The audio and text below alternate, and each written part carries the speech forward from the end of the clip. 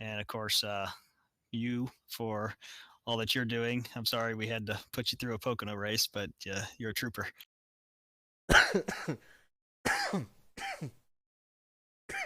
Sorry, you made me laugh there. Oh, fuck. Oh, that's alright. This is me signing off now, and we'll see you guys next time. As Jonathan Hernandez comes out and takes the lead. Oh, we got lots of stuff going on here. Oh my god, there is death everywhere. Everyone got tight and have just gone up and slammed the wall. Boomerang shoes in that one. Jordan Lee. A lot of people just getting very tight there on the corner exit. It'd be almost easier to tell you who was not involved. I can see Jonathan Hernandez still on track, Clayton Ward, Ryan Pizzakemi, and Cosman. I'm going to have to talk to Cosman about how to pronounce his last name there. Because I have no idea how to pronounce that. That's the driver of the 48 car, who I believe is just coming to... Oh! He's just punted himself into the end of... Back and forth like that. And a couple times I got on the inside there on the front stretch, and shut up. You know, I could have pushed it a little wider, but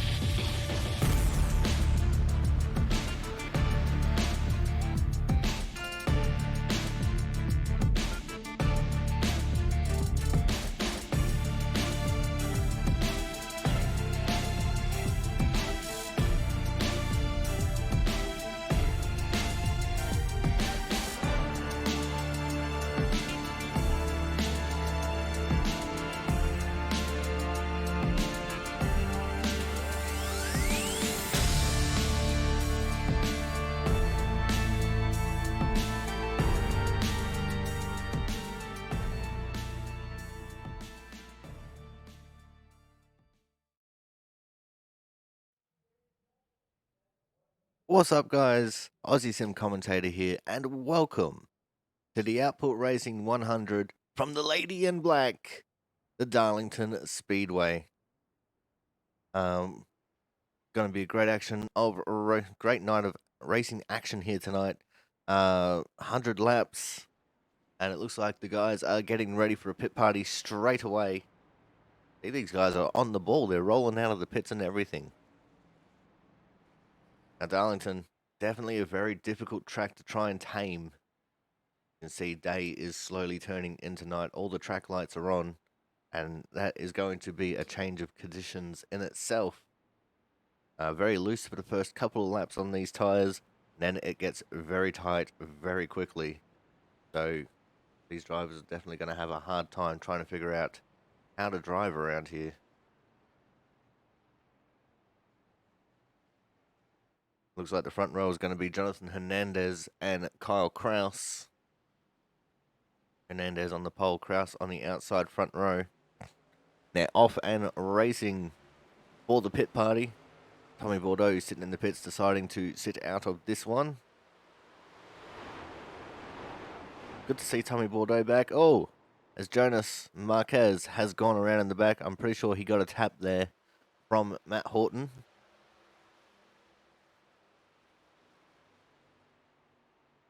Oh, he got a tap from someone. I know that much at least. Might have been Lindau.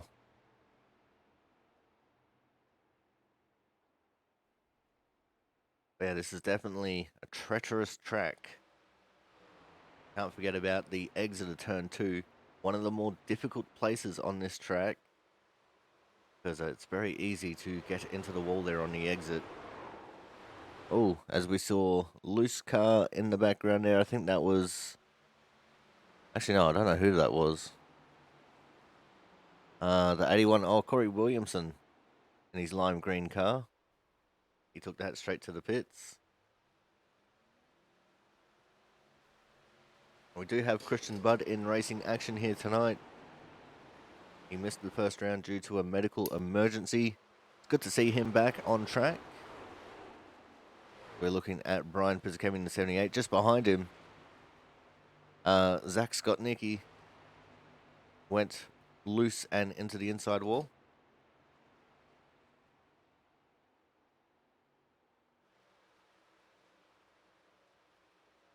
There's a 5 of Mark Pentecoff. He's got Frank Isaacson just behind him and Ken Campbell just behind. And Ken Campbell actually getting passed there by Matt Horton going into turn 1.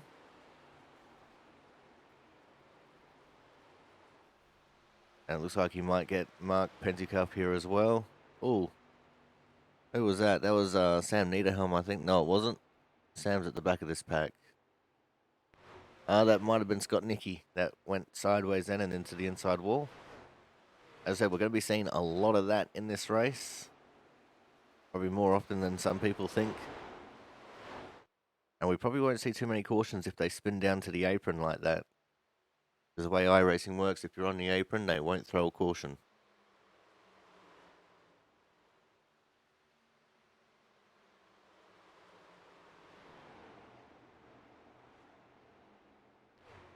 There's Ken Campbell trying to get the move back on Matt Horton. It's not going to work out for him this time coming out of turn 4. There is the 50 of Christian Budd. And a new livery. 15 of Ken Campbell. Now, I've been told that I got to look at the back of the 88 car, Mr. Jonathan Hernandez. Apparently, there's a surprise on there for me. Oh, has a big crash there.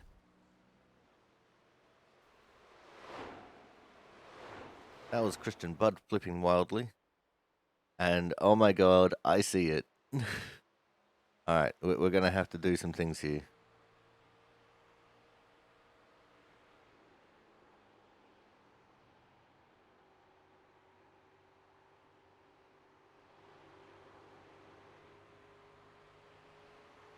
And look, it's our league owner and operator, Jaron Sanchez. With his dog as a puppy, and his dog is a full-grown puppy. Dogs are always puppies, no matter what their age is. That's a cool little thing there. They said that I'd love it, and they were right. I love it. Hopefully, Mr. Sanchez loves it too. It looks like most of the field has been decimated through separate crashes, so I'm pretty sure Frank Isaacson's going to, no, not Frank, Jonathan Hernandez here is going to come out as the winner of the pit party.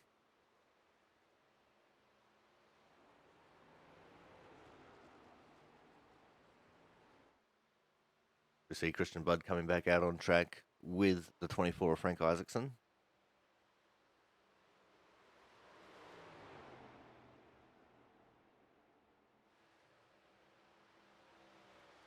There is the 78 of Brian Pizzakemi. Just in front of Brian is the 38 of Thomas Harmon. And in front of Thomas is the 88 of Jonathan Hernandez. A lot of people liking the 8s in this. And by a lot of people, I mean just those three. It looks like we've got 18 drivers so far in the server to take on the racing action tonight. 19 if you include myself.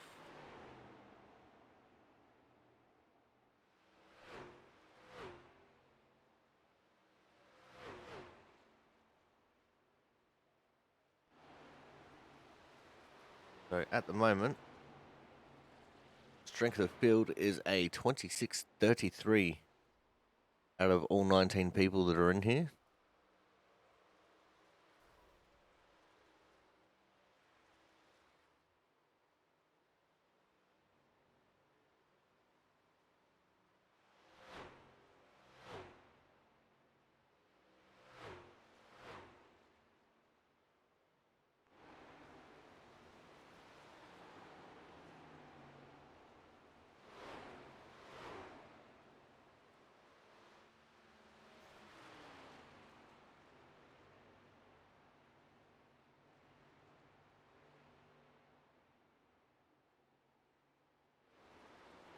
There's a 44 of Scott Nicky.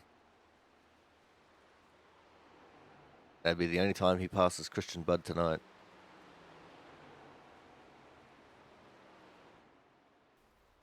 Ooh, gets a little bit high there. Saw he had a little bit of a wiggle going through turns 1 and 2.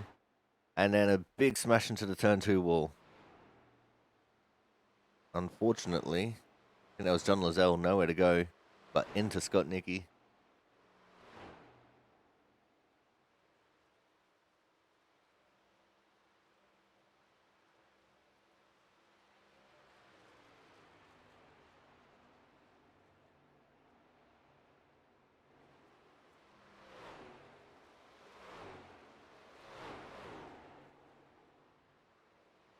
There is the 60 of Kyle Kraus and the 5 of Mark Pentecoff. And back up to Christian Budd in the 50 car.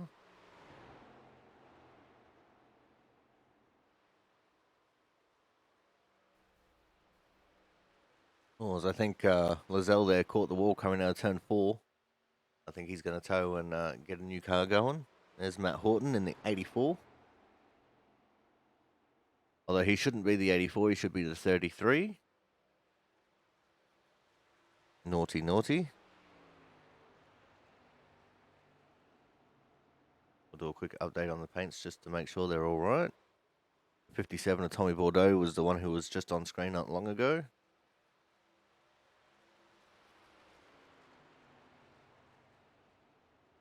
Sam Niederhelm going down to the apron. I think he's going to get a new car out. Number 13, Travis Massia, mainstay of the racing here. Then to Thomas Harmon in the 38. I think Thomas Harmon has actually participated in every season at the Output Racing League. He's one of a very small amount of drivers who has.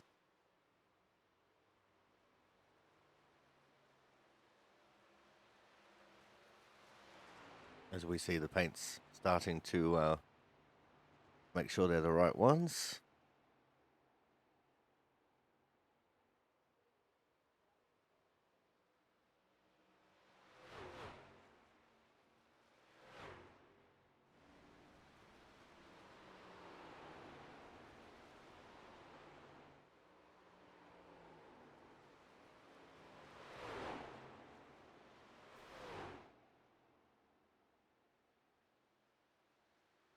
So it's definitely going to be a little bit of a cluster here for this race. I'm expecting quite a few crashes.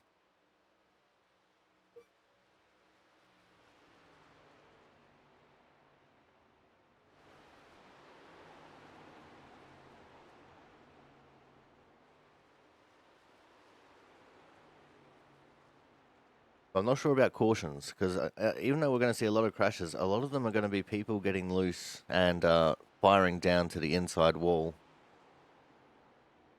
I don't think we're going to see too many actual cautions on track unless people come back up and crash onto the track.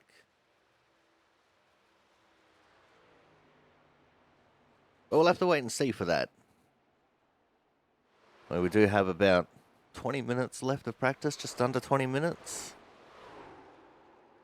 Oh, as we saw in the background there, James Lindow getting very sideways, rubbing up against the wall. That poor Shell Pennzoil car was nice and shiny, and then he decided to scrape some of that paint off.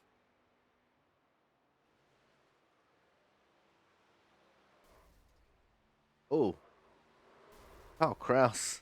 That was a big impact with the wall. That was crazy.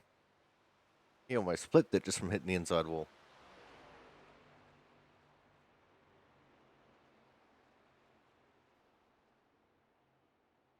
Speed shop number 66, Sam Niederhelm. Just in front of him, the 13 of Travis Massia, Chris Champeau, sorry.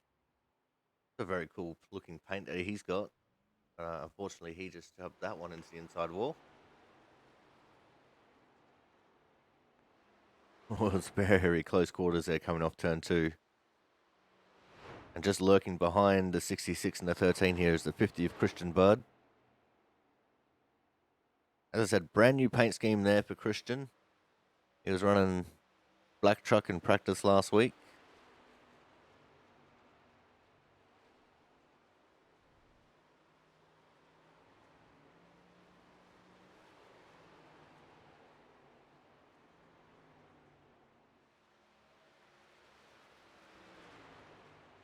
As I'm pretty sure everyone who is in the server at the moment has logged lap times. We're going to go through our top 10 as they stand right now. It's Christian Budd, Kyle Kraus, Jonathan Hernandez, John Lazelle, Brian Pizzakemi, as Travis Massia goes for a crash, Matt Horton in P6, Thomas Harmon, Travis Massia in 8th, Ken Campbell, and Corey Williamson wrapping up your top 10. Good job for Corey Williamson, getting a top 10 so far in practice. And there's only about 0.3 of a second separating Christian Budd from Corey Williamson in 10th.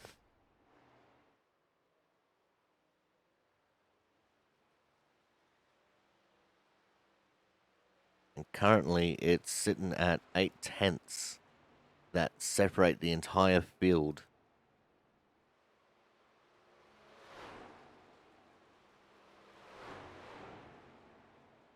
And that's burst down to 17th. Because Chris Champeau hasn't currently done a lap yet in his number 2 car. And James Watson, who's just recently gotten out of the garage, has not logged a lap yet either.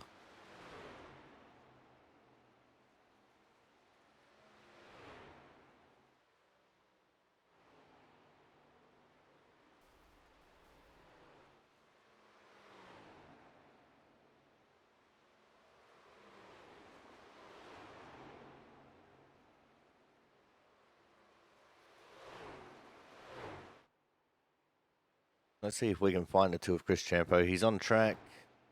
Let's see what he can do here, because I'm pretty sure this is his first timed lap, if he can get it completed.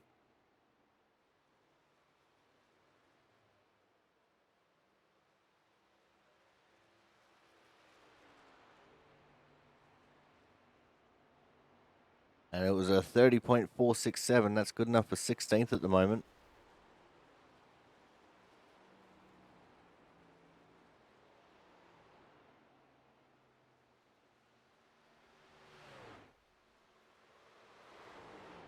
Big burnout as he's coming out of his pit stall. Oh, and around goes Travis Massia.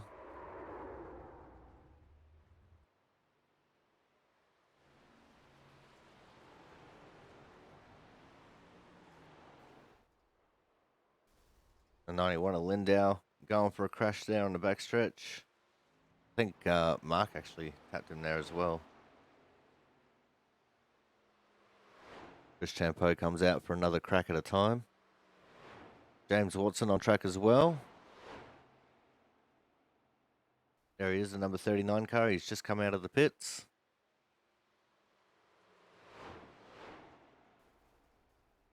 That's 19 cars to race, 20 people in the server.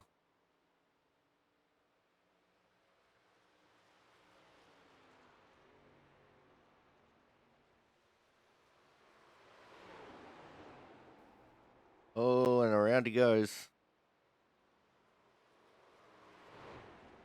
Got caught out by that looseness of turns 1 and 2.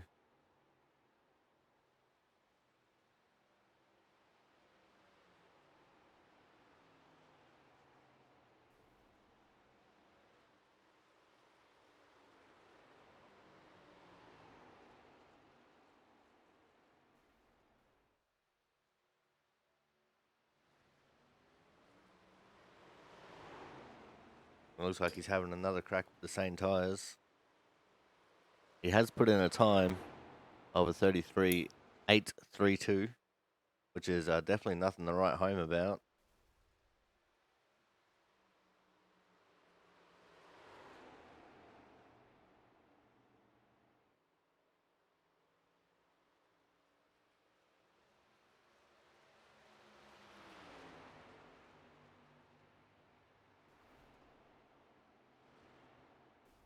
Let's see if we can find a louder camera angle. Let's go static TV. Check out the static cameras that we've got around this track. They all sound very quiet.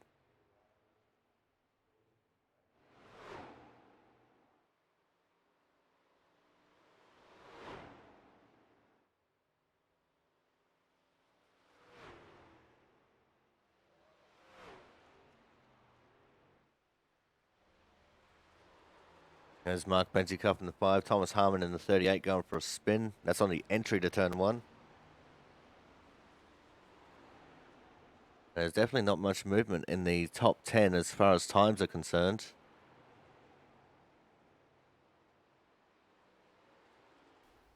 I think as the time of day has changed, the track's taking on the different characteristics of being a little bit cooler.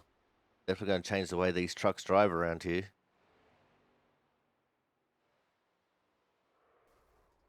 The 15 of Ken Campbell, currently P9, has crashed there on the backstretch. There's Travis Massia and Jonas Marquez coming out of the pits. And the 33 of Matt Horton going for a drift. Let's see if his paint's fixed. It is. We have a 33 on it.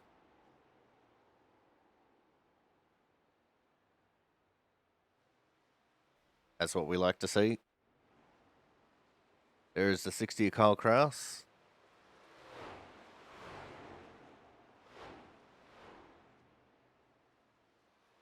Chris Champeau in the 2, still currently in 15th. He's made one spot since he first got into the server.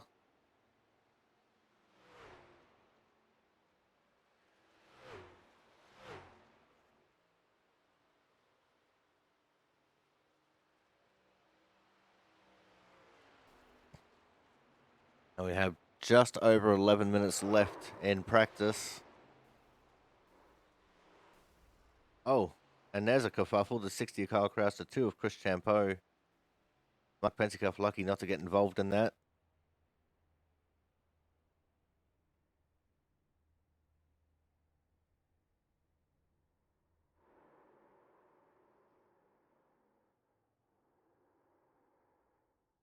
Looks like Travis Massia having troubles getting onto the pit road. And it looks like we might actually be getting another pit party here.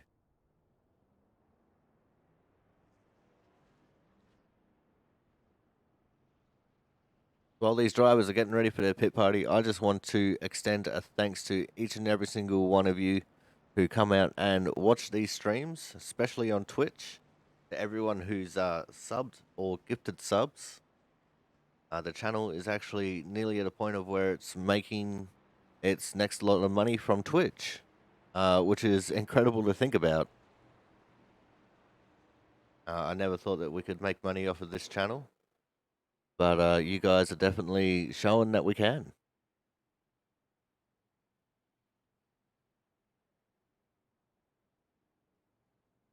A very slow roll here on the backstretch. I think they were waiting for people to come join on the back.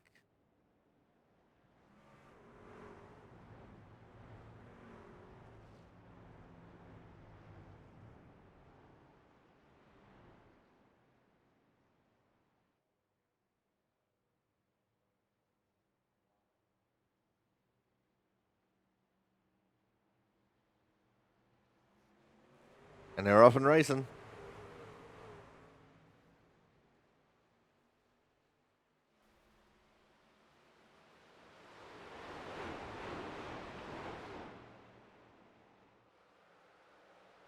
Now we got one person going around. I think that was the 50 of Christian Budd, and almost the whole field is involved. Oh, the people at the back getting into it. There was a lot of death there.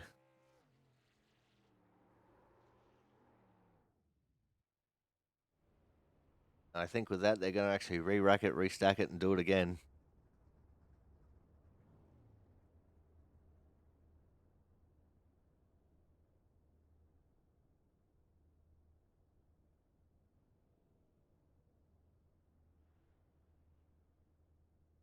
And that is exactly what they're doing right now.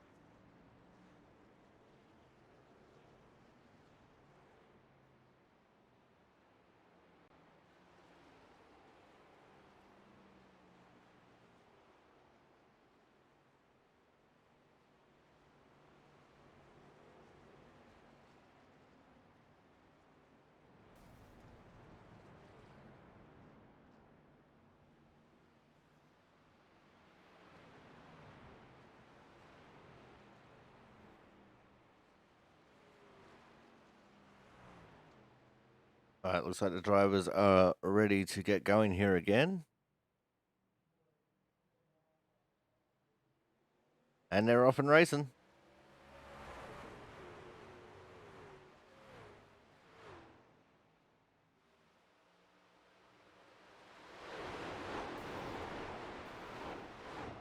I was already contacting the back. Matt Horton getting shuffled. Oh, we have another crash. There's the 13 of Travis Massia, and his engine went boom. And Matt Horton unfortunately caught up in that one as well. Oh, the 44 of Scott Nicky got tight there, ran into the side of the 15, Ken Campbell.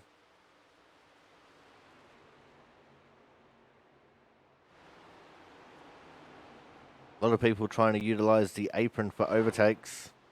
There's definitely no rule against it. But that's one surefire way to annoy your competition.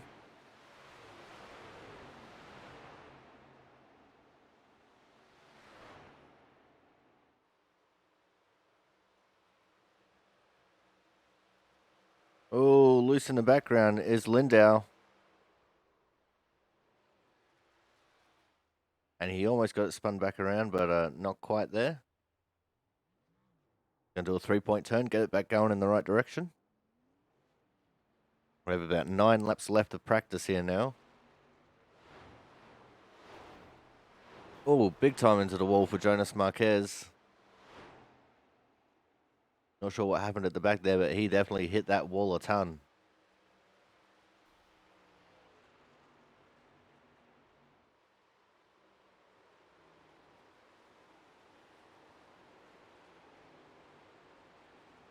There's the 88 of Jonathan Hernandez. And just a couple spots behind him, the 78 of Brian Pizzakemi. We saw the two of Chris Champeau pulling down to the infield. I think he's going to try and attempt a pit entry. And there's lots of drama on the front stretch this time. Frank's involved in the crash. That was the 13 of Travis Mascio, who was rolling through on his roof. And I think the field just got decimated.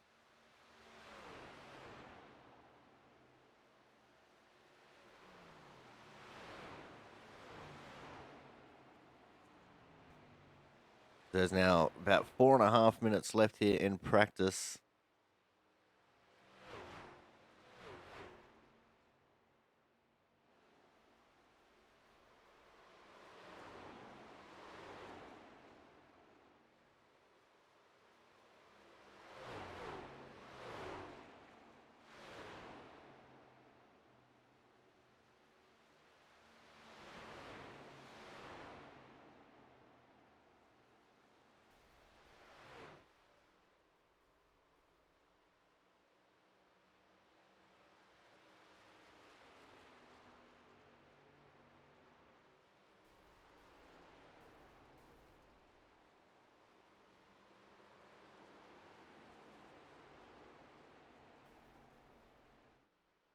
As we saw the 66 of Niederhelm and the 5 of Pentecost hit the wall there coming out of turn 2.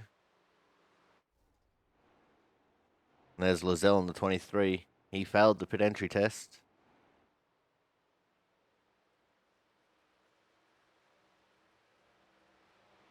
The 15 of Ken Campbell carrying his damage like a champion. Because I'm making this practice as realistic as I can with all this damage.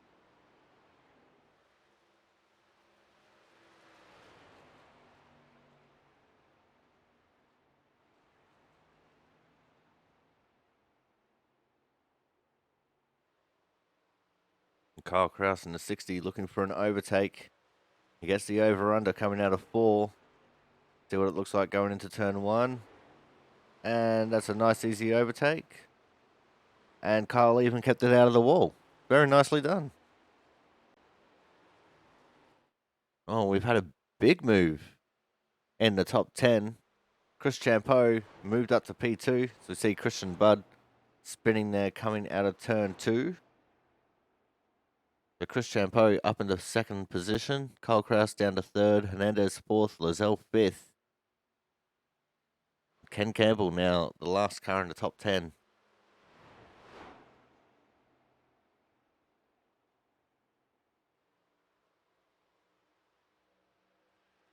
There is Jaron Sanchez, league owner and operator, who's just done his first lap.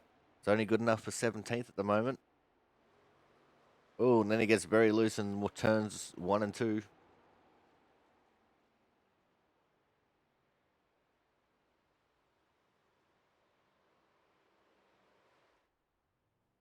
He's going to wish he did more practice.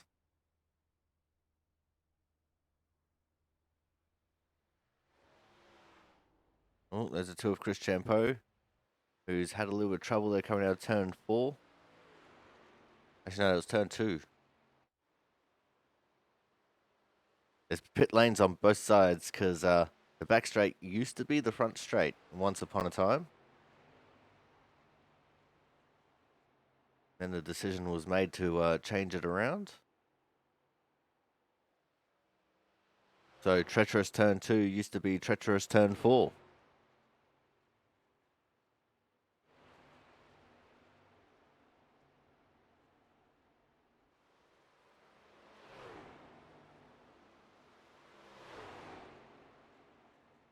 We're in the final minute of practice now, which means very soon we're going to go off into an ad break so these guys can go out and qualify. So when we come back, we will see what these guys have done in quali. So make sure you guys stay tuned.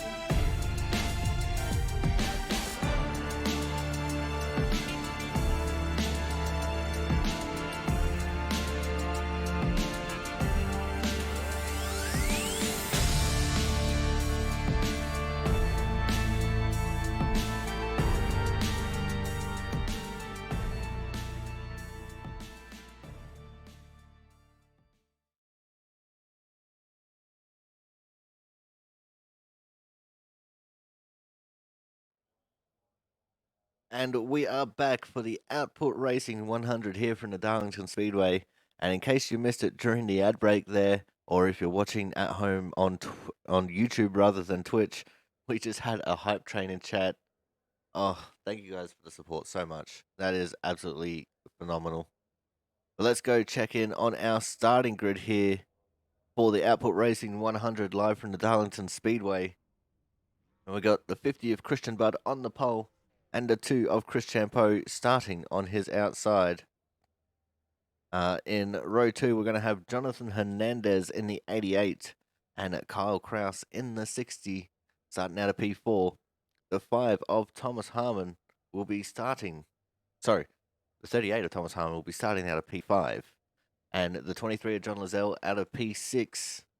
P7 will be the 13 of Travis Massia and Frank Isaacson in the 24 out of P8. James Watson in the 39 will be out of P9, and Tommy Bordeaux, 57 out of P10.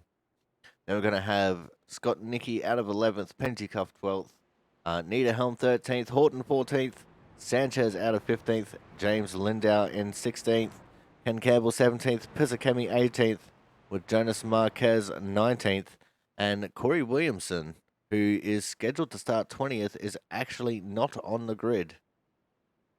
So out of the 20 drivers, and then the one person being myself, there's 21 people in this server. The strength of field of a 2674.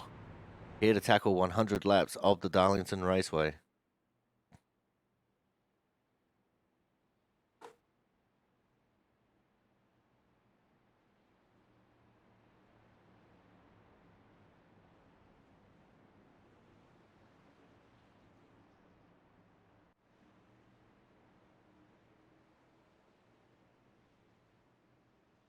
As the pace car is in, and it looks like Chris is actually leaning back a little bit so he can keep an eye on Chris Champeau here for the start. The first start is on green.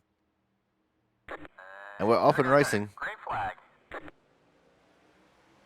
So that means that Christian Budd is going to get a clean and clear run here into turn 1. And it looks like Chris Champeau not getting the best of starts there, actually allowing the 88 of Jonathan Hernandez and possibly the 38 of Thomas Harmon through as well. So yeah, from second all the way down to 4th, as in the background, Lindau in the 91, getting into the wall coming out of turn 2, and he is losing a truckload of positions right now.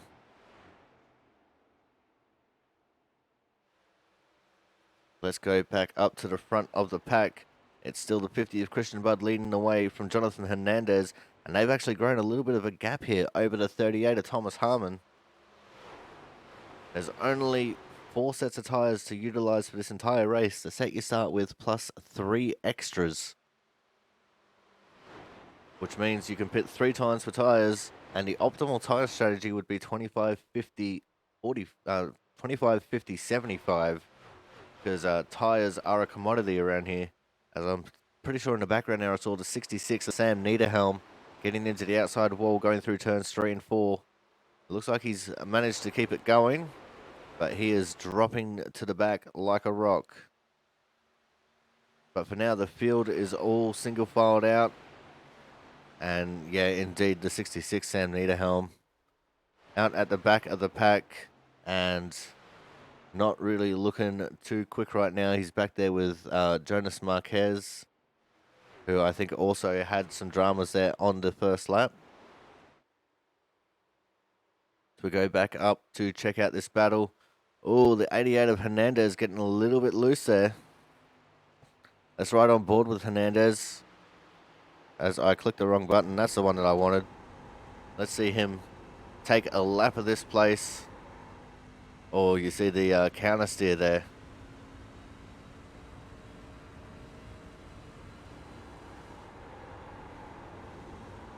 Not very much lifting there for 1 and 2. But you can hear there's a pedal fest coming through turn 2. We go into turn 3 now. A lot more lifting there for turn 3. It's a much tighter corner. Looked like Christian Budd just scraping the wall a little bit in the middle of the corner. But that is how you get around here quickly.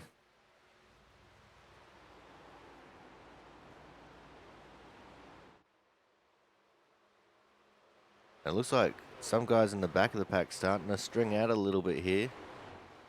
Focus on crashes for a second, see what we can see. We're currently looking at Travis Massier in the 13. He's just in front of Frank Isaacson. Frank up into P8. Great position for Frank there. Let's see if he can maintain it throughout the race. Darlington, not a favourite track of a lot of drivers. A lot of people really love driving around this place. I'm one who doesn't. There's a 57 of Tommy Bordeaux, the inaugural and two-time champion of the Output Racing League. The last time he won a season here, I'm pretty sure, was in the older A cars. Actually, no, it was B cars. But the first championship he won here in the Output Racing League was in the trucks. And you can actually see a lot of the footage of his burnouts from his victories in the longer of the two adverts.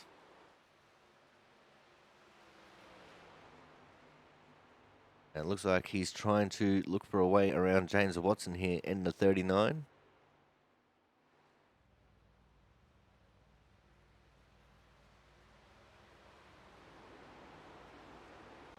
Let's go back up and see how the guys at the front of the pack are handling things. The 50 of Christian Budd just gliding along. He's actually pulled a little bit of a gap here on Jonathan Hernandez. It's out to half a second now. There's another half a second between Hernandez and Thomas Harmon in P3. Then another half a second from there back to Kyle Kraus.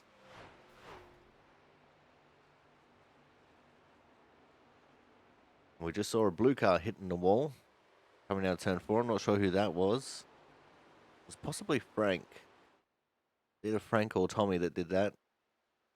Oh, in saying that, it could have been John Lozelle as well. It was probably Lozelle. Ooh, as that time, going through turns 3 and 4, Christian Budd definitely hit the wall that time. And it looks like we had a little bit of a battle forming back here. The 57 of Bordeaux and the 44 of Scott Nicky. Scott Nicky very aggressive on the inside line. But it looks like Bordeaux using the momentum of the outside to hold on to it for now. Oh, as I think Bordeaux actually caught the wall there. And here comes Brian Pizzakemi now to the inside in turn 3 of Scott Nicky. Bordeaux, the big loser in that situation, losing the 2 positions. And it looks like Pizzakemi not able to gain that one on Scott Nicky.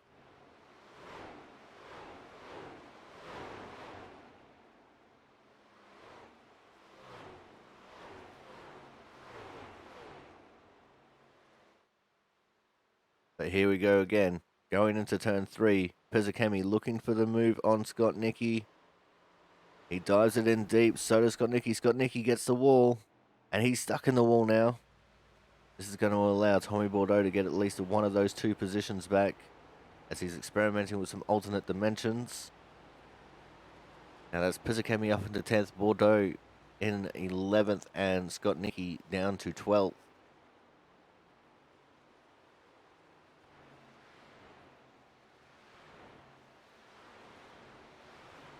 But it looks like the battle is still going to be on here between Bordeaux and Pizzakemi. And I really would like to see Bordeaux do well, because I want to get him in here for another interview. He's a great person to talk to, and definitely one of the characters of our sport. As we're going to go check in on the battle for 2nd and 3rd here. Because Kyle Kraus has ever so slightly just been catching up to Thomas Harmon and to the back of Jonathan Hernandez. Let's watch this from the back of Hernandez's car.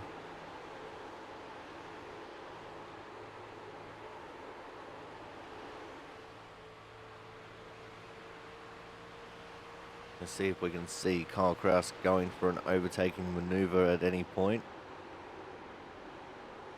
Looks like for the moment they're all just playing it kind of safe here, not really trying to go for an overtake. I mean, this is the time of the race where the cars are going to be fairly tight.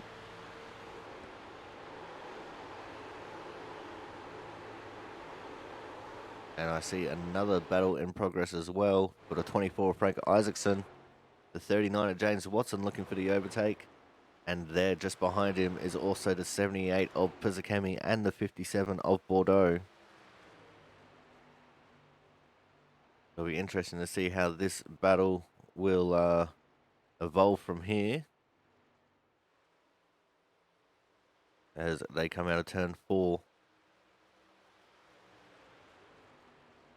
We're 16 laps in the books. Just started lap 17. And looks like James Watson was trying to go for a little bit of an inside dive there, using a little bit of the apron. Didn't quite work out for him. Now to the inside of Watson, Pizzacami was looking.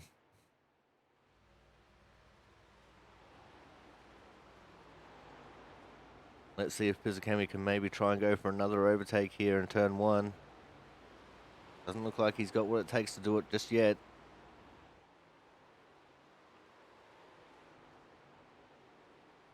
And Watson actually getting a very good run there off of turn 2. But he had to balk, and now here comes Pizzacami to the inside of Watson. Into turn 3. Watson using the momentum of that outside line there in turn 3 to hang with Pizzacami. Pizzacami now perfectly positioned to try and affect the overtake into turn 1. Oh, and he hit the apron a little bit. Made him wash up a little bit of speed. Watson using that to his advantage and holding on to that 9th position, sorry.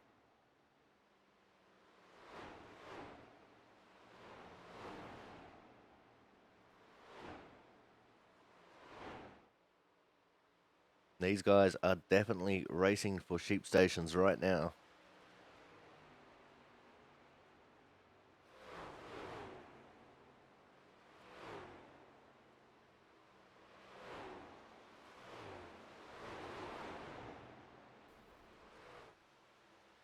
Let's go check back in with our battle for 3rd, or 2nd and 3rd, as Thomas Harmon has actually taken over 2nd. Kyle Kraus has taken over 3rd. Now Kyle Kraus looking for the inside move on Thomas Harmon, trying to take away the 2nd position. Not going to do it this time in 1 and 2. And the 88 of Hernandez just looming there in the background now, sitting in 3rd. As Christian Budd has built up a 3.2 second lead.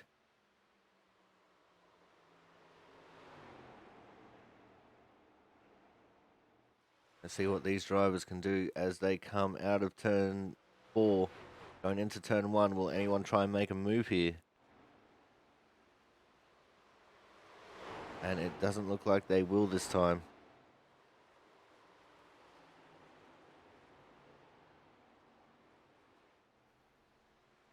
And just having a look at my standings right now, it looks like Frank Isaacson has been overtaken by Watson, Pizzacami, and Bordeaux. He's fallen all the way back to 11th. Thomas Harmon in the wall. In the middle of 3 and 4, Thomas Harmon got into the wall. That has now allowed Kyle Kraus to make the overtake and go into P2. See all the camera flashes going off in the crowd. Everyone loved to see that one.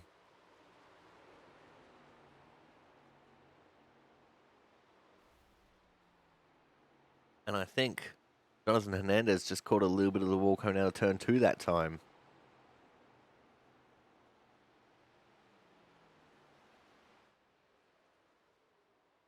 As I think Christian Budd is not going to be very far away from encountering some lap traffic here. He's just coming out of turn 2. The back of the lap traffic is halfway down the back straight. The first car on his list of people to put a lap there. Oh, 2 of Chris Champeau. Caught the wall there coming out of turn 2.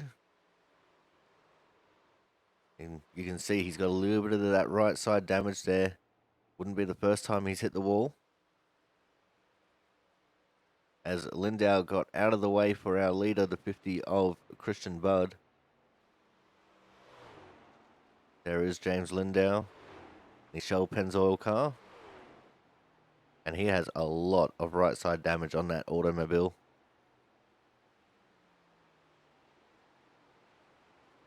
You see it all crumpled up in the front and the back.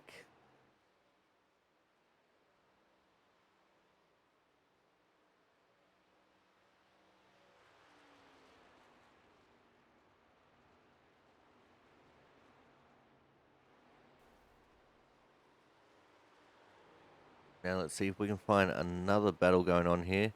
See a big group of cars. I think it's been headed by the 39 of James Watson. And it is. Looks like we're going to have 4 cars in this little battle. James Watson up into 7th. We got Pizzakemi there in 8th. Tommy Bordeaux 9th. And John Lozelle in 10th. And Frank Isaacson actually fallen down to 12th now. The problem with a track like this is once you start getting damage, it's very hard to stop getting damage. Because hitting the wall really tightens up the car or the truck that you're driving. And it just makes it a whole lot worse. As now, Pizzakemi gets a great run coming out of turn 4. Going to try and make the move into turn 1. Takes a little bit of the apron just to help the car to turn. In fact, no, I'm sorry, I'm wrong. It's going into turn 3. Hard to tell with this track. Both straights are set up to be main straights. Only one side has a grandstand. And James Watson holds on to the position this time. Tommy Bordeaux is still sitting there looming just behind Pizzakemi. And Pizzakemi is going to go for another move here to the inside going into turn 3. This time he's a lot further up on the 39 of Watson. Got cleared for a moment. But Watson fighting back on that outside lane. That outside lane in 3 and 4 is very strong. But I think right here in 1 and 2 is where we'll see Pizzakemi take the position. Maybe not. Got very tight there on entry. And Watson taking that advantage and running with it. And now Tommy Bordeaux looking at trying to make a move possibly. I was going to say let's watch this from the gyro cam of the 57, but he just put himself into the fence. He's still experimenting with those alternate dimensions. As in the background now, we just saw Matt Horton making a move on John Lozelle. Horton just clean and clear around the outside of him. As our leader, the 50 of Christian Budd, definitely into the lap traffic now. He just got around the 5 of Mark Pentecoff and the 64 of Jonas Marquez. The next car that he's got to get around is the 66 of Sam Niederhelm. You can see him just up ahead there. And our battle for second is no longer a battle. You got the 60 of Kyle Kraus, who was in space all on his own. Then we go back to the 38 of Thomas Harmon, who was in third. And he's got a little bit of space over the 88 of Jonathan Hernandez, although that gap is marginal at best. And Chris Champo back there in the 5th position. And he's just gotten around James Lindow, the first of the cars to go a lap down. But let's go back to this battle for P7. And I think we're going to set the camera to focus on the 78 of Pizzakemi, because he's trying to attack and defend. Trying to attack on the 39 and defend from the 57 as they go through turns 3 and 4. And nothing doing there that time. This is definitely an intense little group that these guys have got going on. The battle is pretty ferocious.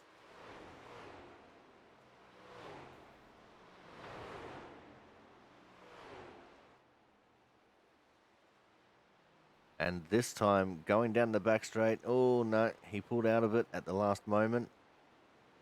I think maybe he's just trying to get James Watson to make a mistake now. That's what it looks like he's trying to do. Just try and tempt Watson into making a mistake, getting too hard into it and getting into the wall.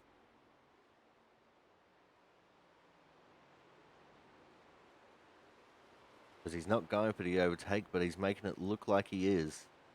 Trying to pour that pressure onto the 39 car. But at the same time, he's still trying to defend from Tommy Bordeaux. Tommy, one of the more tenacious racers, he'll sit there behind you for 50 laps and wait for you to make a mistake. He won't try and pressure you too much into it, but if he has to, he will. That's just in front of them. You see the 91 of Lindow. Going to throw a spanner into the works here, but I'm pretty sure Lindow will probably get out of the way for these guys. He'll be looking at his relatives, seeing that they're in the middle of a battle, and he won't want to be a part of it. Well, as he did pull to the inside, you see the lick of flame as he lifted, but that was a very late pull down and lift for him.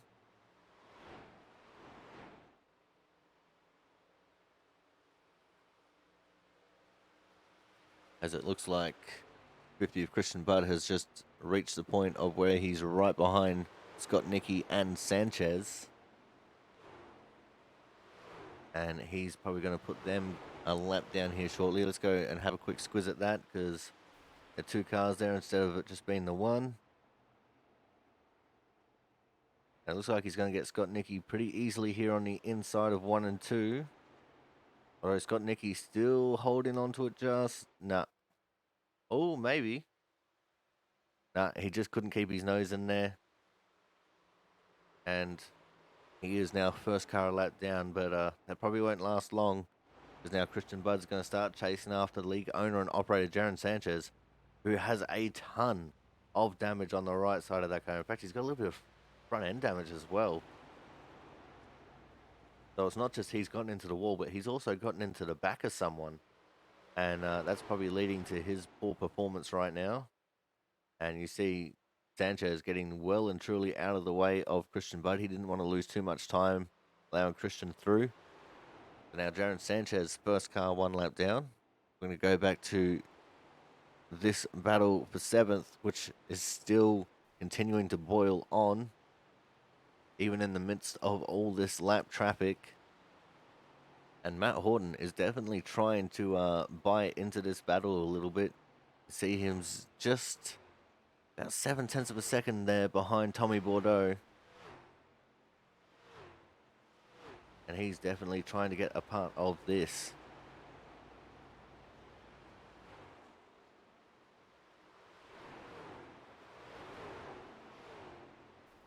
Oh, James Watson got into the fence big time coming out of turn 2 that time.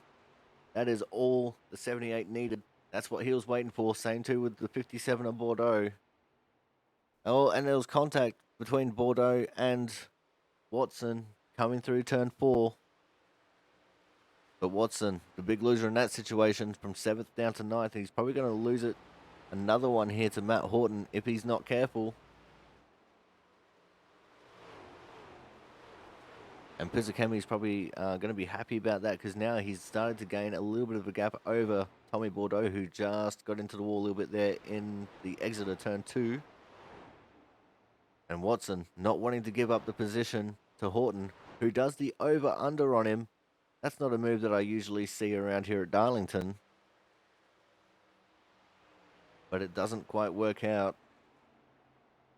Watson now continuing on in 9th. Holding off Matt Horton. Let's go see if we can find the 78 of Pizzicami, who's actually on the back of the 2 of Chris Champeau. What happened to Chris? He has fallen big time down the order. He was right up there in 5th. Now he's down to 6th, possibly down to 7th. As in the background, Matt Horton still trying to get around James Watson. Tommy Bordeaux wants to buy into this battle as well. Pizzicami got around, got into the wall a little bit there as well. Going through turns 1 and 2. And now to the outside will go Tommy Bordeaux on the 2 of Chris Champeau. And he almost got him cleared there on the backstretch.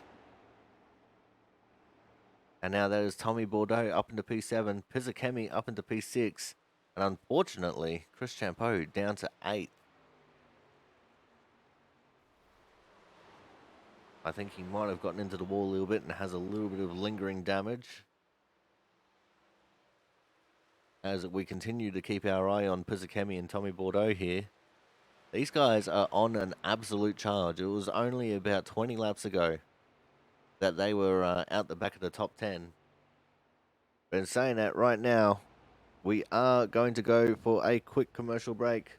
When we come back, we're going to see if these guys are going to be continuing to battle, so make sure you guys stay tuned.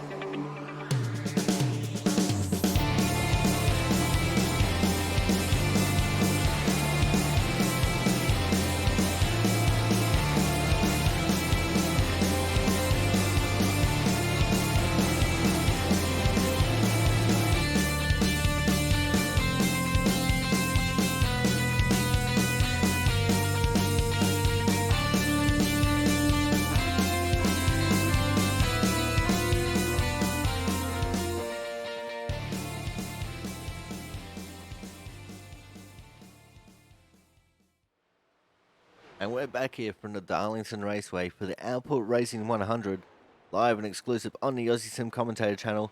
And as you can see, things got real here for this battle. They just got around Mark Pentecoff in the 5, who was a lap down, and they've caught up to the 13 of Travis Massia. This is now the battle for 5th and 6th. As you can see, Ryan Pizzicami trying to look for a way around the 13 of Massia. Massia doing very well on the entry there, holding the middle, not really allowing any kind of path for Pizzicami to get around him. Tommy Bordeaux still just sitting in behind. He's kind of just playing follow the leader with Pizzicami right now. And let's see what these guys can do when it comes to trying to get into the top 5.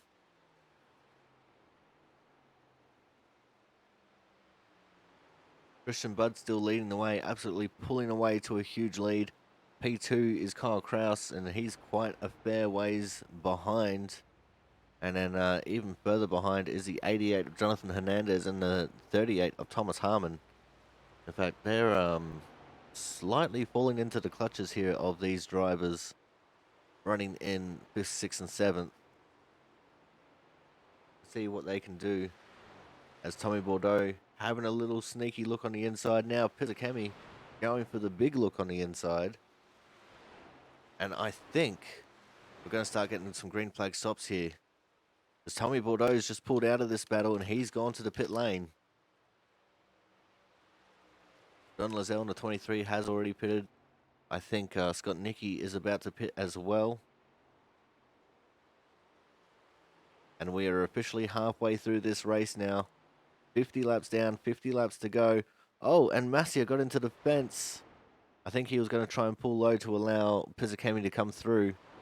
But Pizzicami had already committed to being inside him. Phrasing. And we do have a slew of green flag stops happening right now. The 23, John Lazelle, has been in the pits for a while. And I think he is in there for terminal repairs.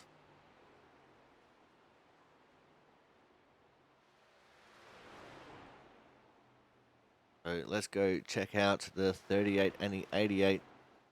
Jonathan Hernandez and Thomas Harmon. These guys still battling away for P3 right now.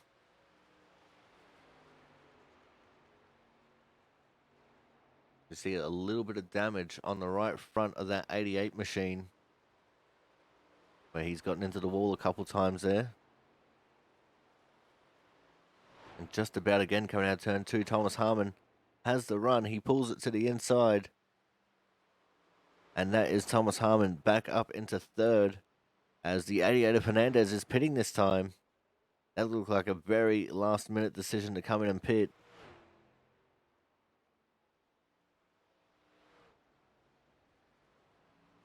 Let's go have a look at our leader, Christian Budd. Let's go and see when he's going to pit, because that is the question on everyone's mind right now. 60 of Kyle Kraus has already pitted. He's looking to get that undercut on our leader, Christian Budd. His tyres are very important around here.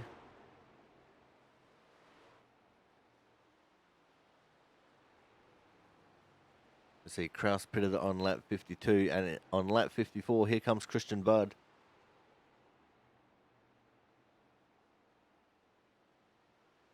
And this will put Thomas Harmon into the lead if he decides to continue on.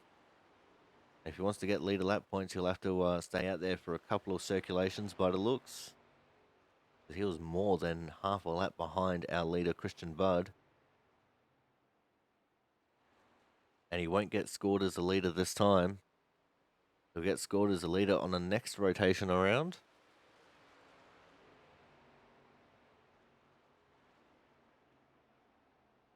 As you see the 60 Kyle Kraus on his fresh tyres, just zooming by the 38 of Thomas Harmon.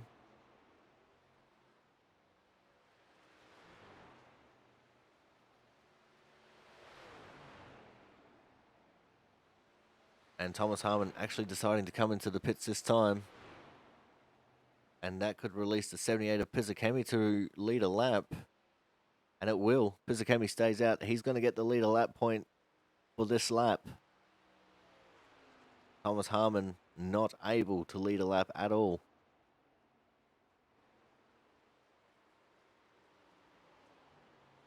Right now, we only have 6 cars on the lead lap.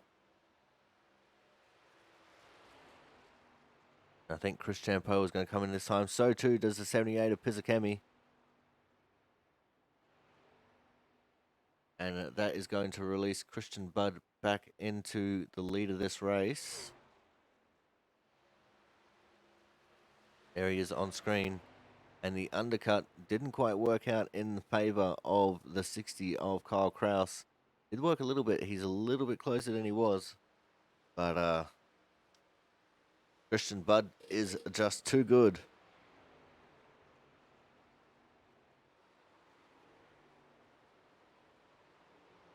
So let's see if we can focus on crashes here. See if we can see any action going on around track. There's John Lozelle on the back. Oh, Christian Budd, our leader.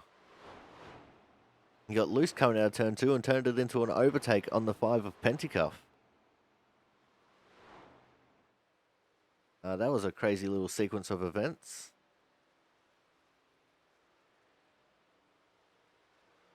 There's Sam Niederhelm trying to effect an overtake on Mark Penticuff. Niederhelm is 2 laps down. Penticuff, the first car, 1 lap down, but he also has not pitted yet. I think he was waiting on the chance of getting that caution, which did not come. And there's Pizzacami. He's come straight back out and into a battle with James Watson again, down in 8th. Tommy Bordeaux using a masterclass pit strategy up into P4 in front of Thomas Harmon right now.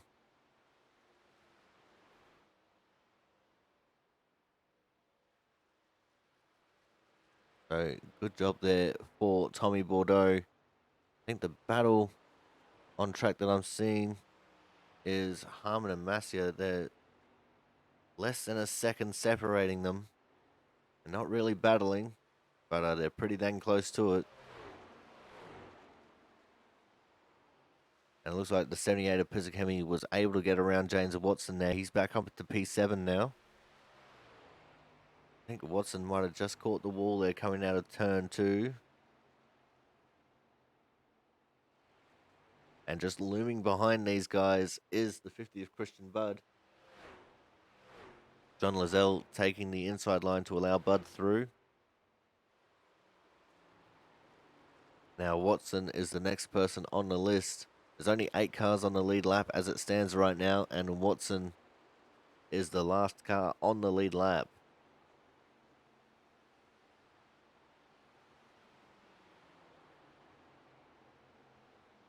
And Watson actually has some very heavy middle of the back damage. Someone's run into him at some point. I didn't notice that before. But now there is only 7 cars on the lead lap. Ryan Pizzacami is the next car in front of Christian Budd. And he's trying to close in on Travis Massier in the 13.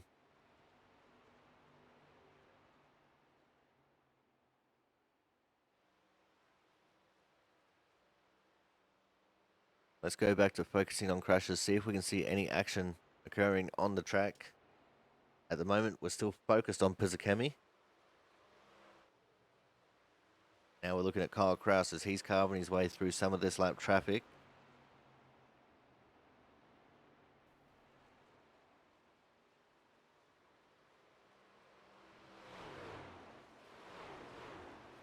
And there is Frank Isaacson. He's currently P11. Got the 2 of Chris Champeau just behind him. Chris Champeau lost out big time before that pit stop. We'll go back to Sam Niederhelm, 2 laps down.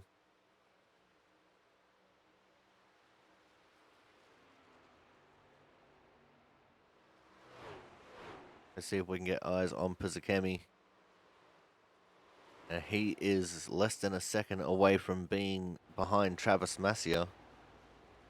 He's actually maintaining the gap back to Christian Budd, which is very good to see.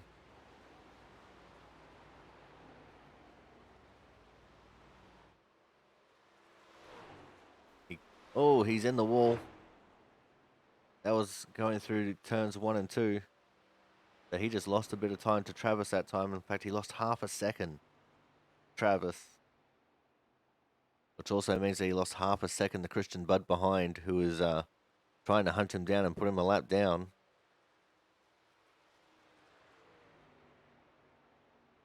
But this is a crazy race. I would have expected a caution by now, but we definitely haven't had one. There hasn't even been many people spinning off towards the apron. But I'm sure that's all going to change if we do get one of those mythical cautions. Which is very possible while everyone is on different tyre strategies. And even though there's only a few laps between them all, everyone has different life on their tyres, different grip levels, and everyone wears them out differently. So we could see a caution here before too long, which would be a godsend for Pizzakemi, who is back onto the back of Travis Massia now.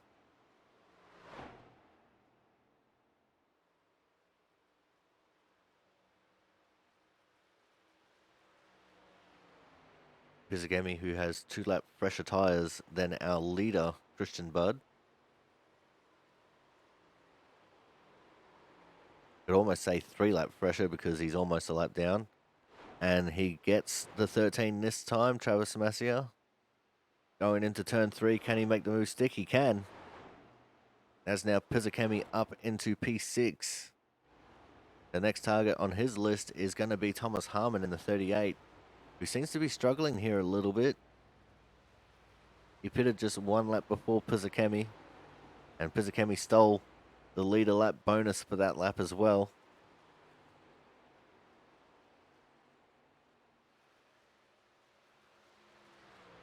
And Pizzakemi definitely on a charge right now.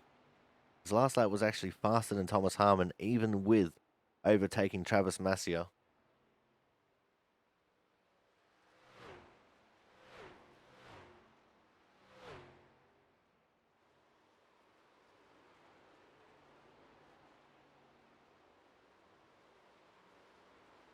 There's definitely a lot of action on track right now. Let's go have a look at the 60 of Kyle Kraus. He's about to encounter a little bit of lap traffic. Got James Watson and John Lazelle ahead of him. James Watson, even though he's got that rear damage there, not exactly going slowly, although John Lazelle pulling away from him. Now here comes Kyle Kraus to the inside, and it makes that move stick quite nicely. Just nice, simple overtakes going on here. Nothing too big and fancy. As we go back to the 78 of Pizzakemi, who closed in 0.3 of a second on Thomas Harmon the last lap.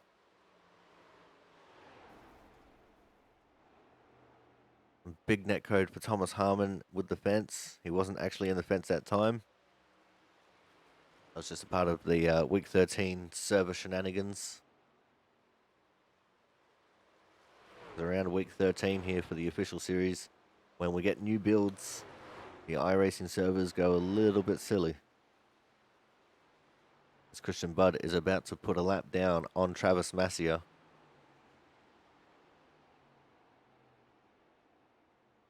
And looking at my timing and scoring monitor, he's almost done it.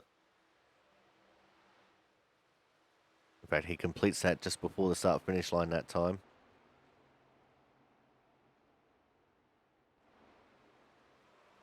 And even though he's dealing with lap traffic, he's been extending his gap to Kyle Kraus, who was sitting back there 8.9 seconds behind.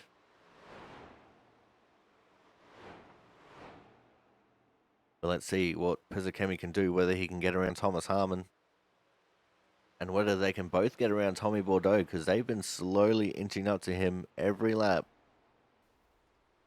The gap between Harmon and Bordeaux has come down a lot in the past couple of laps.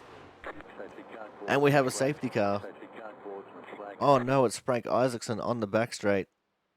Let's see what happened to Frank here. Coming out of turn 2. Oh, he's absolutely clouted the wall right in front of Jonathan Hernandez. Hernandez nowhere to go. gives him the kiss of death. And down to the inside wall goes Frank. And that's why we got the caution, because he spun all the way back onto the track. Oh, very lucky there for that purple car. That was not Thomas Harmon. But with that, we're going to go to a commercial break now. When we come back, we're going to see if anyone pits and how everything will unfold from there. So make sure you guys stay tuned.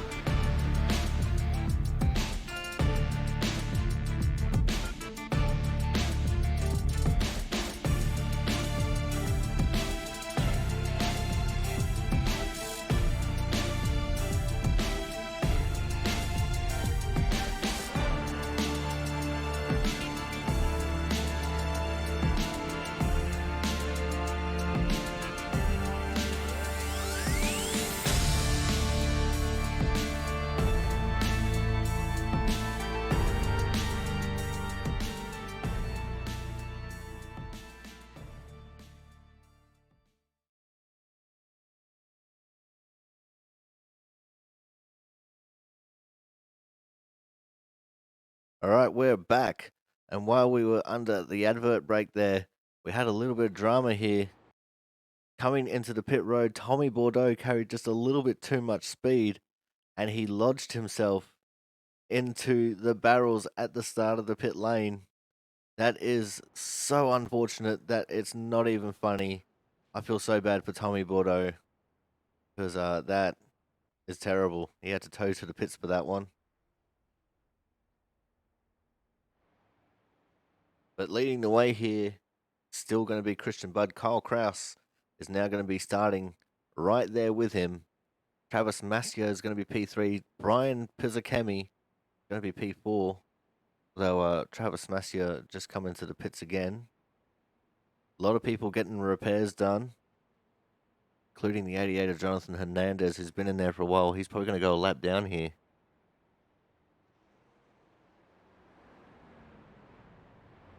We're also expecting a lot of cars to take the wave around here and get back onto the lead lap.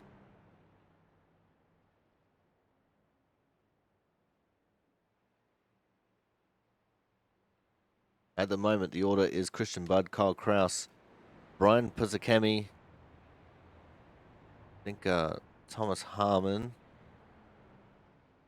Well, it all depends on when Travis Massey gets out of pit. He's scored as fourth right now. Thomas Harmon is coming into the pits this time. A lot of people going in for extra repairs. But it's hard to tell where everyone's going to be at the moment. I'm pretty sure it's going to be Travis Massey, Thomas Harmon, James Watson, Ken Campbell, Matt Horton, Chris Champeau, and Jaron Sanchez as your top 10. And Sam Niederhelm in the 66 is going to be your first car a lap down, and he's actually going to be 2 laps down.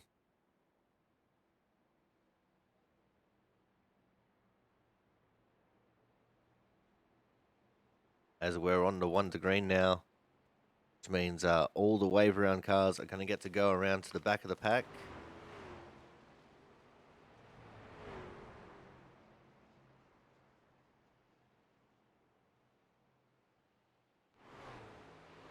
So yeah, officially, it's Budd, Kraus, Pizzakemi, Massio, Watson, Campbell, Horton, Champeau, Sanchez, Harmon in 10th. Sam Niederhelm in 11th, 2 laps down.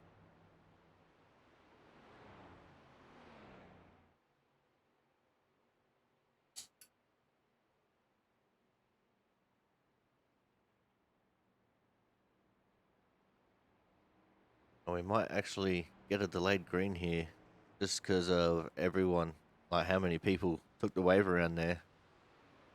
Some people still have to fall to the back of the pack. Looks like 13 is Travis Massio. There we go, we've got a delayed green. Travis Massio, one who has to drop to the back. I'm pretty sure he was the wave around car, the Lucky Dog wave around.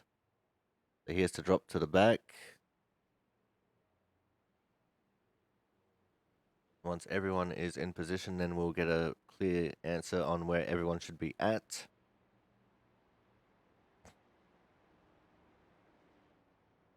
So Bud, Kraus, Pizzakemi, Watson, Campbell, Harmon, Horton, Champeau, Sanchez, and Masia is your top 10 now. And the top 4 will be side by side, and then everyone else behind is going to be all single filed out. And they're all going to be hoping for a quick caution here, because their tires are going to be pretty bad. But we're going to be getting the restart here with about 21 laps to go.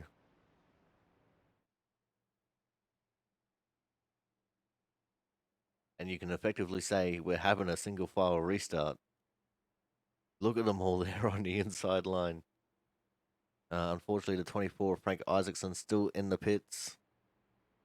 See if we can get a quick overview of everyone's position right now.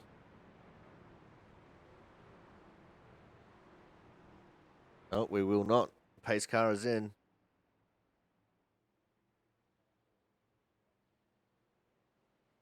And we're off and racing. Let's go to the static cams and get ready to turn it up.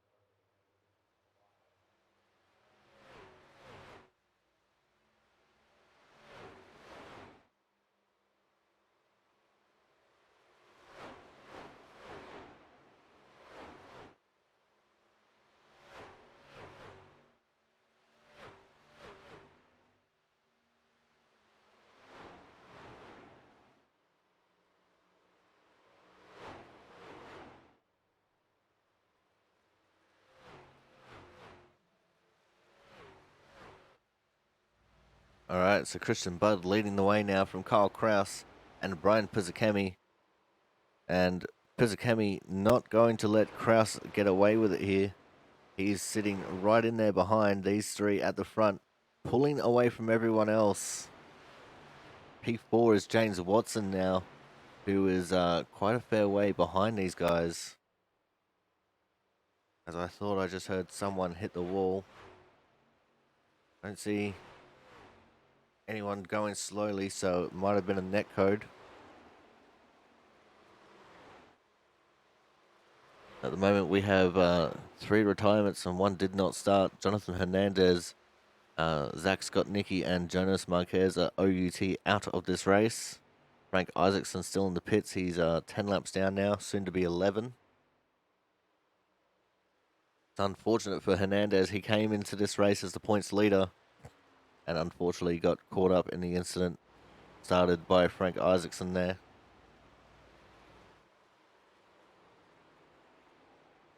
Let's have a look at the gyro cam of Pizzakemi here.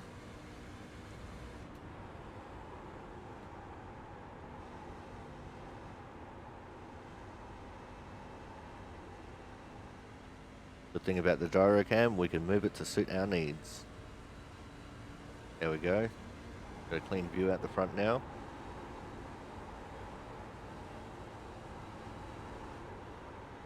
And that is the gap first to third.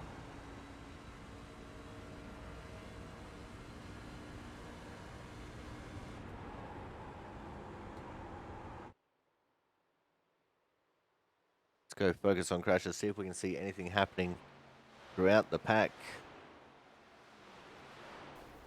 Oh, contact from the 33 of Matt Horton onto the back of the 5 of Mark Pentecoff. Mark won't be too happy about that. He's just trying to survive here, and Matt just went right up his clacker, right in front of Jaron Sanchez. Pretty sure there might be some apologies going on over the radio right now. But yeah, we definitely caught that one at the right time. Let's go have a look at the 15 of Ken Campbell. Currently in a battle with Travis Massier, who is on fresher tyres than all these guys, because he was the lucky dog wave around, where everyone else was just a regular wave around.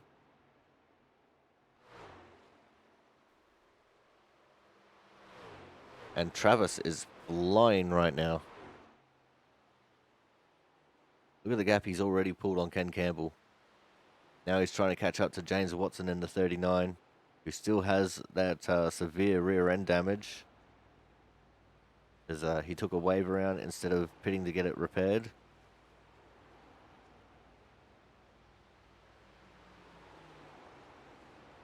Now that is Masia up into P4. And he is 10 seconds behind Pizakemi, who's sitting in third.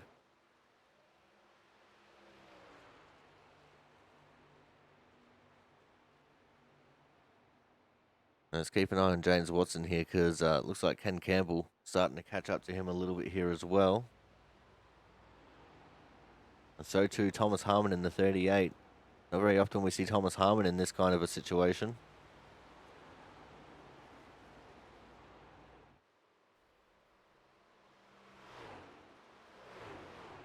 But it looks like for now these guys are going to be all clean and clear. Although James Watson got a little bit unsettled there coming out of turn 2. And that's allowed the 15 of Ken Campbell to close in on him ever so slightly.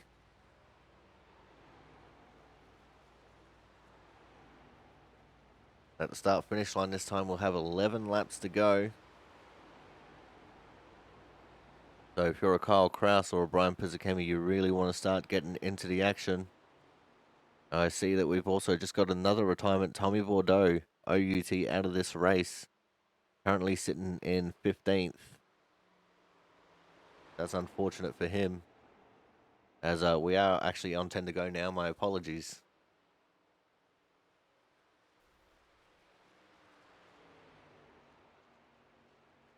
But James Watson now all over, Ken Campbell now all over the back of James Watson.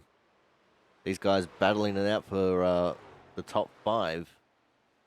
Watson has it, and Campbell wants it.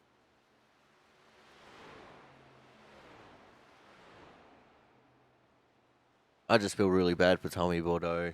He was having such a good race, and he fluffed it under caution.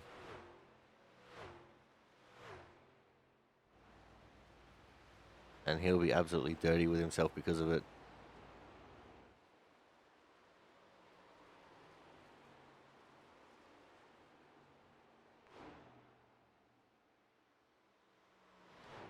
Here goes Campbell now, making the move into turn 3.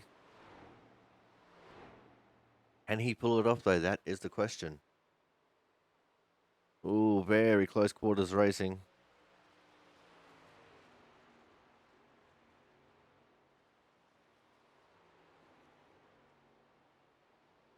One and two, it looks like Watson.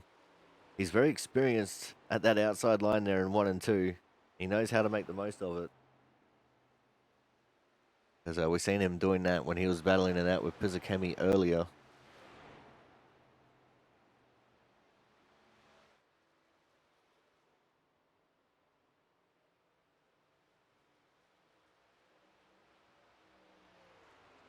And it looks like Campbell actually falling off the pace here a little bit now. He might actually fall into the clutches of the 38 of Thomas Harmon, who is now all over his behind.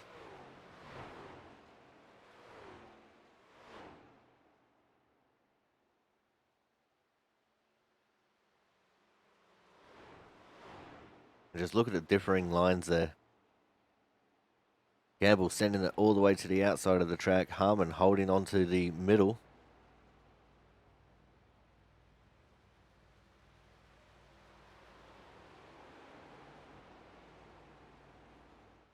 As we're now in the last 5 laps of this race.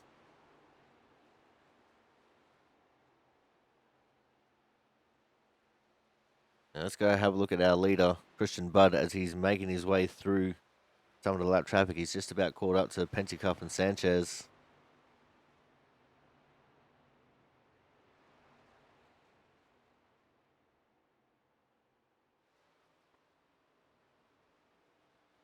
Pentecoff going to the inside line to allow him through.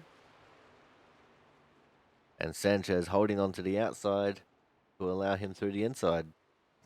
Sanchez now the first car 1 lap down. And Pantycuff was almost going to try and make a move on Sanchez that time, but he smashed the wall coming out of turn 2. Oh, that is the issue with trying to run that extreme low line going through 1 and 2. Sets you up to be very tight on exit.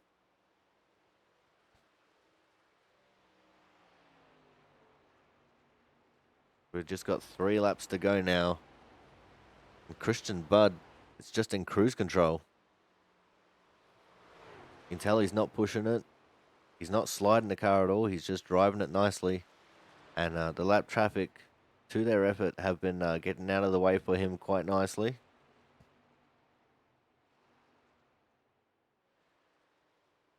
As we now come to 2 to go. It's the penultimate lap.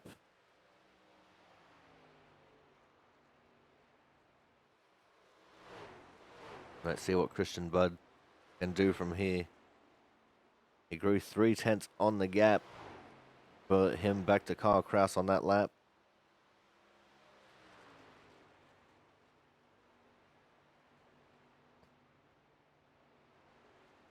He comes out of 3 and 4 for the penultimate time. Going to be white flag, last lap, last chance to win it or wear it here for Christian Budd. And it's just been such a cool, calm and collected race for him. You look at his car, there is no damage on this thing. He has not gotten into the wall one time this entire race. Hopefully that'll change when he does his victory burnouts. He comes through turn 3 and now into 4 for the final time. Your winner here for the Output Racing 100 is going to be Christian Budd. P2 is going to go the way of Kyle Kraus. And P3, 78 of Brian Pizzakemi. It's looking like Travis Masher is going to be P4 and James Watson holding on to P5.